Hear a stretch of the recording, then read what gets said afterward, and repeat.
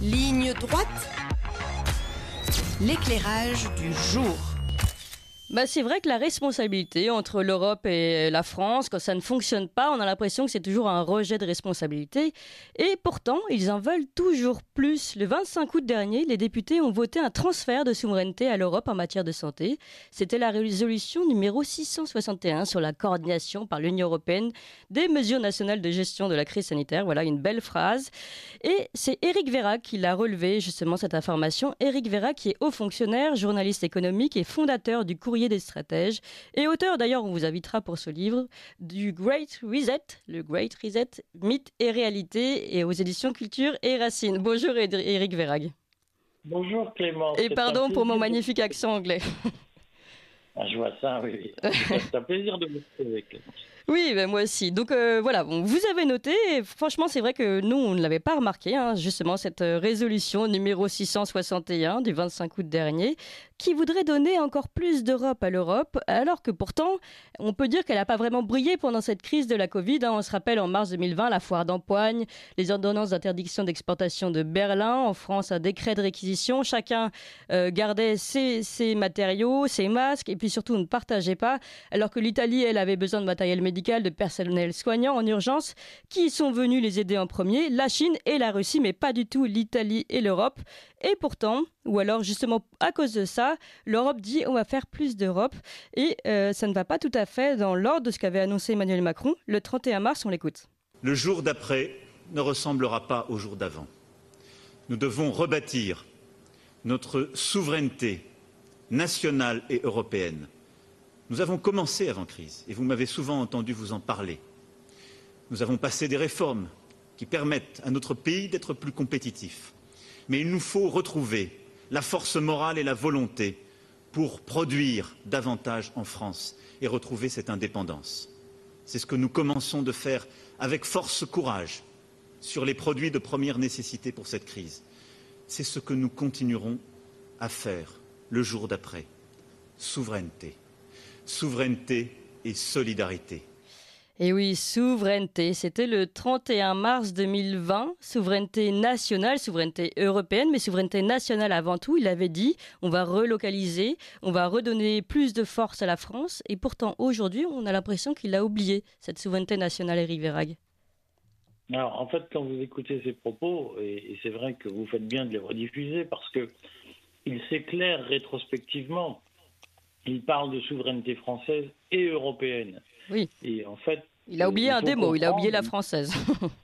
Voilà. Et en fait, il faut comprendre désormais que lorsque la caste au pouvoir, et spécialement l'aile macronienne de cette caste, parle de souveraineté, en réalité, elle vise la souveraineté de l'Europe, mais pas spécifiquement la souveraineté de la France. Et c'est petit à petit que nous comprenons cette ambiguïté qui existe dans la notion de souveraineté chez les talibans qui occupent le pouvoir aujourd'hui en France.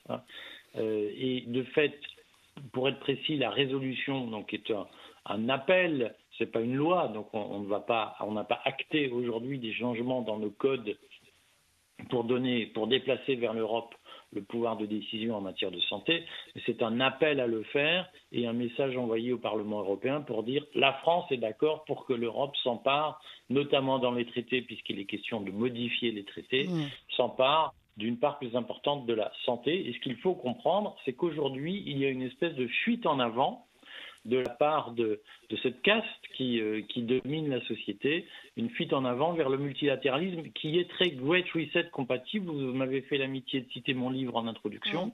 En réalité, ce livre décrit malheureusement, et à mon grand regret, ce qui se passe semaine après semaine dans le monde industrialisé, qui est celui d'une émergence d'un pouvoir multilatéral qui dépouille les États-nations de leur autonomie et de leur capacité à décider. Alors, on va revenir justement sur ce Great Reset compatible, comme vous dites. D'abord, on va rentrer un petit peu dans cette résolution. Juste pour rire, comme ça, je voudrais vous lire quelques considérants que j'ai trouvé sympathiques. Considérant qu'il est nécessaire de renforcer la résilience, voilà le nouveau mot magique qu'on utilise à tort et à travers partout dans les médias aujourd'hui en France. Mais aujourd'hui, visiblement, dans les résolutions de l'Assemblée, il est nécessaire de renforcer la résilience de l'Union européenne face aux crises. considérant aussi que les décisions unilatérales des États membres en période de crise perturbent vivement le mode et les conditions de vie dans l'Union européenne et en particulier dans les bassins transfrontaliers. Là, il y aurait peut-être un mea culpa par rapport justement au manque de solidarité des premières vagues de 2020, de premières vagues de crise. Elle soutient alors justement cette résolution, le renforcement des mandats des agences sanitaires qui doivent être les garantes de l'autonomie de réflexion et d'action de l'Union européenne. Donc là, on entend parler d'agence sanitaire. Ensuite, elle soutient la création de la nouvelle agence sanitaire permanente, l'autorité de préparation et de réaction en cas d'urgence sanitaire, l'ERA, H-E-R-A. Voilà, et elle suggère que le budget du programme Europe pour la santé soit soumis à une évaluation régulière. Et enfin, en point 15, elle demande la création d'un cloud de données sanitaires à l'échelle européenne pour faciliter justement l'échange de données. Et elle soutient une éventuelle modification des traités dans le cadre de la conférence de l'avenir de l'Union afin de clarifier et de renforcer explicitement les compétences européennes en matière sanitaire. Voilà, là c'est très très clairement dit sur le point 20, les compétences européennes en matière sanitaire. Voilà, elle soutient cette modification de traité. Les mots sont quand même clairement lâchés sur une compétence de la santé de l'Union européenne qui pour le moment n'existe pas, on est bien d'accord. Alors pour l'instant, en effet, la compétence européenne, elle relève du choix des États-nations et de la responsabilité des États membres.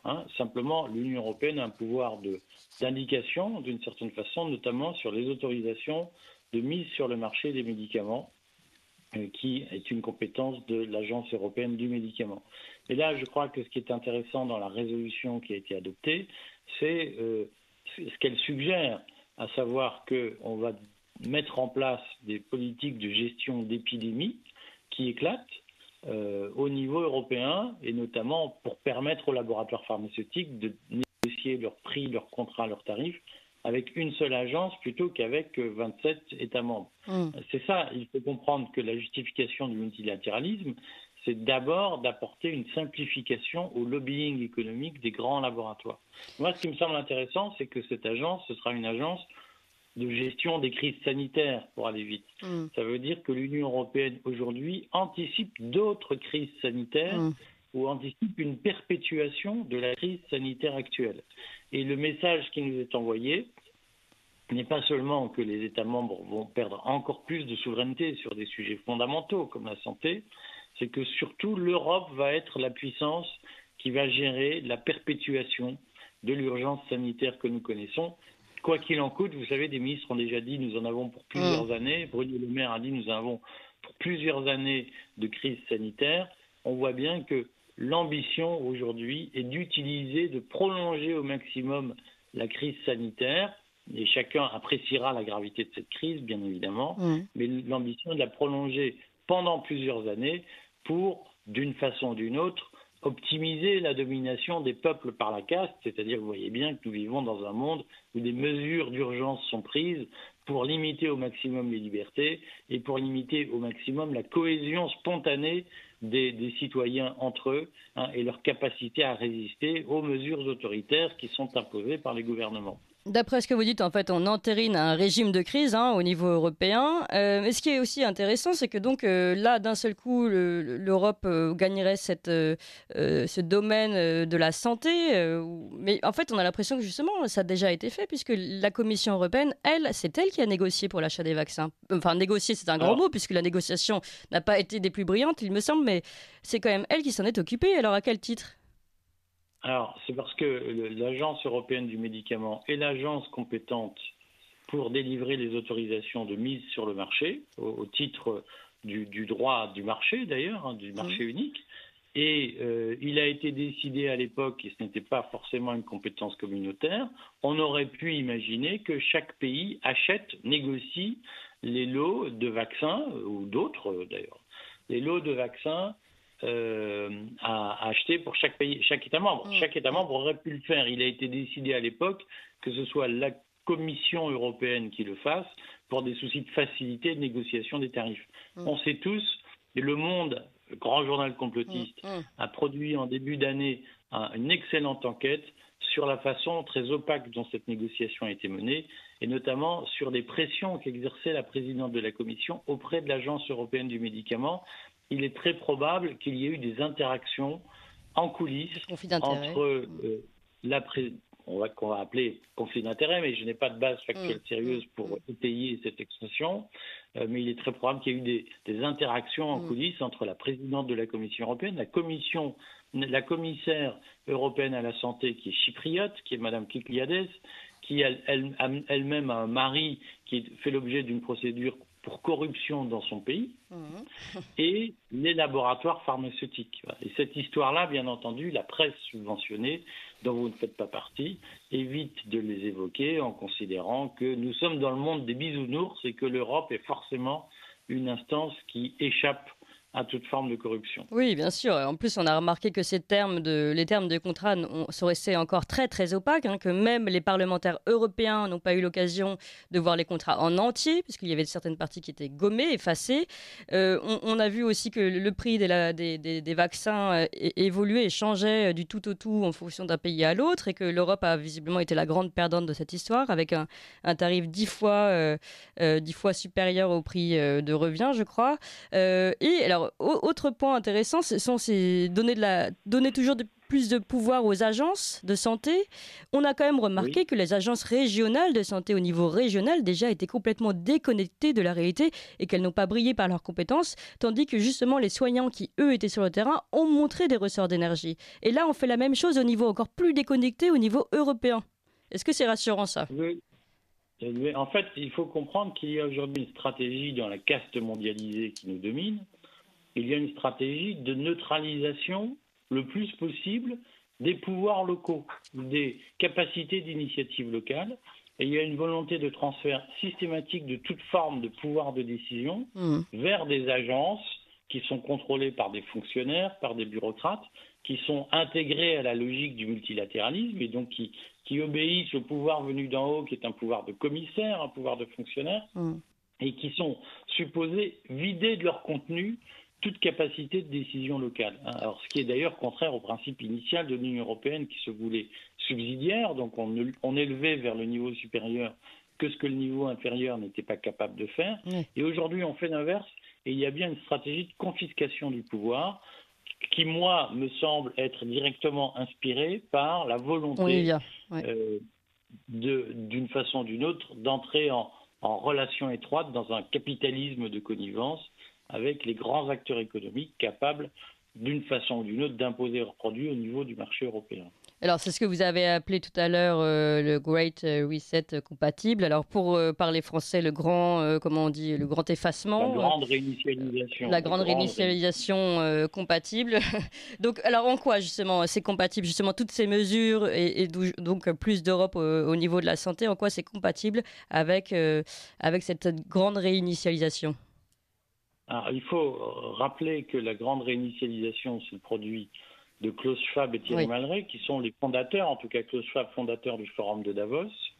Le Forum de Davos a été créé au début des années 70 avec l'aide de la Commission européenne de l'époque. Donc il faut comprendre que le Forum de Davos, qui est l'expression de la volonté ou des ambitions, des projets des grandes entreprises multinationales qui, d'une façon ou d'une autre, structurent les marchés mondiaux.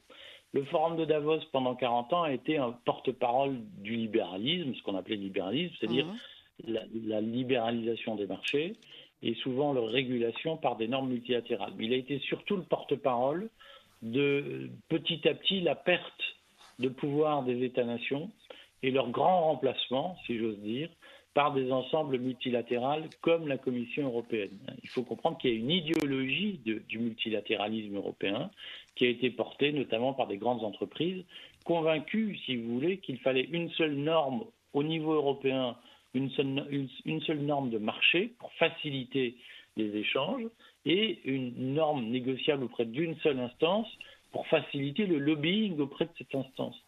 Et depuis les années 2010, on observe un ralliement de l'idéologie de Davos à la pensée chinoise, à la politique communiste chinoise et à une vision autoritaire et étatiste de l'économie.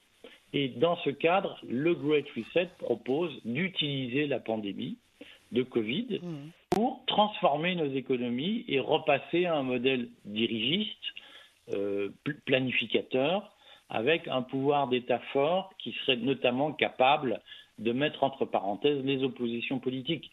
Et dans ce cadre-là, bien entendu, la confiscation des pouvoirs sanitaires des États membres et leur transfert auprès de la technostructure européenne est un élément essentiel pour la mise des médicaments sur le marché, pour la définition des traitements qu'on a le droit de suivre ou pas, pour la définition des stratégies à déployer, par exemple en matière d'obligation vaccinale. On voit bien que l'obligation vaccinale serait décidée au niveau européen. Ce serait plus expéditif que si c'était décidé État par État. Et le projet est là, il est celui d'une reconcentration des pouvoirs entre les mains de fonctionnaires pour éviter des Brexit, pour éviter des Trump, pour éviter ce que Davos considère comme une dérive comme des perturbations, en fait. Oui. En fait, des empêchements. Oui, c'est ça, exactement. Il ne faudrait quand même pas que des individus, des gens qui ont des opinions, osent perturber le bon fonctionnement d'un vaste marché international, mondial même. C'est bien ça? Oui, c'est-à-dire que le Brexit et Trump ont été deux signaux très les proches gilets jaunes les uns aussi. des autres. Oui. Les gilets jaunes des signaux envoyés à la caste sur le fait que le suffrage universel pouvait devenir un instrument pour détricoter ce qu'il tricotait depuis 40 ans. Et donc, ça a été un plus jamais ça. Et en grande partie, le Brexit, d'ailleurs, a été un signal d'alerte parce qu'il a montré que des pays engagés depuis plusieurs décennies dans des logiques multilatérales pouvaient s'en retirer brutalement sous l'effet du suffrage universel. Et donc, il y a eu un effet de peur et la conviction que maintenant, pour préserver le multilatéralisme et le libre-échange, il fallait tordre le cou aux États-nations. C'est cette logique-là qui prévaut. Et ça va dans le sens donc, de cette résolution numéro, attention, 661 sur la coordination par l'Union européenne des mesures nationales de gestion de la crise sanitaire, qui veut dire en fait une volonté de plus de souveraineté à l'Europe en matière de santé. Merci beaucoup Éric Verhaeghe pour vos éclaircissements. Et vous reviendrez, j'espère, pour votre livre très bientôt.